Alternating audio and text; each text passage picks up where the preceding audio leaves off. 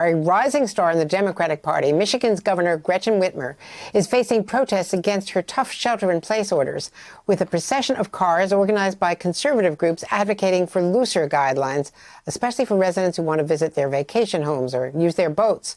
The governor acted in response to a very big spike in warnings from the CDC about Detroit and other urban areas in a dispute that has divided the state politically and has some racial overtones as well, and fears that people who go to their rural homes in the state's Upper Peninsula and get sick could be stranded without hospital facilities.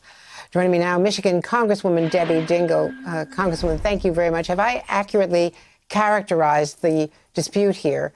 And how serious is this objection to a person who had been a very popular rising star in the Democratic Party? You know, she's doing what she needs to do. I think that there's been a lot of reaction on a variety of different subjects. Some people are very upset that they can't mow their lawn, that they can't get landscaping. I don't hear quite as much about the outstate versus the suburbs. And regionally, it's going to move. The Tri-County area, which Detroit is in, Outer Wayne, Oakland, and Macomb, has been the area that has been the hardest hit by the number of cases. But here's the reality, Andrea. We are fourth in the nation right now for the number of cases. We alternate between third and fourth, and we're the third highest in the country. We need to mitigate this. And if we don't take tough action, people are going to die. And people don't understand that they could die. And there's no room to be political now, period. And the governor's got my 100% support. The governor is such a major figure, as she's even on the short list, we understand, from Joe Biden as a possible vice president running mate. You know, this is what I'm going to say to you.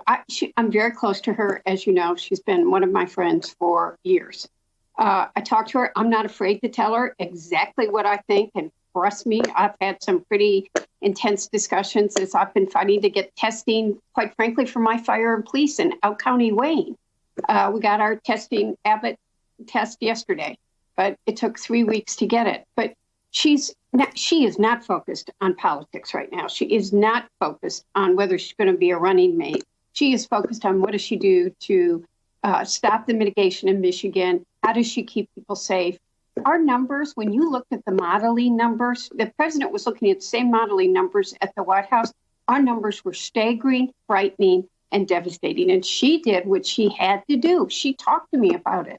She was scared to death what the impact could be to Michigan residents. And everything she's done is to try to save lives. And look, I've been in my house for 31 days alone, no human interaction, because you lead by leading. And I'm frustrated, but you got to do what you got to do right now, because we don't want people to die. This is an invisible enemy, which we can't be partisan on, by the way. I refuse to take a shot at anybody. Right now, I'm upset about the World Health Organization, like others, but I'm with the CDC director, who this morning made it clear he was going to continue to work with them. We need to work together. Hey there, I'm Chris Hayes from MSNBC. Thanks for watching MSNBC on YouTube. If you want to keep up to date with the videos we're putting out, you can click subscribe just below me, or click over on this list to see lots of other great videos.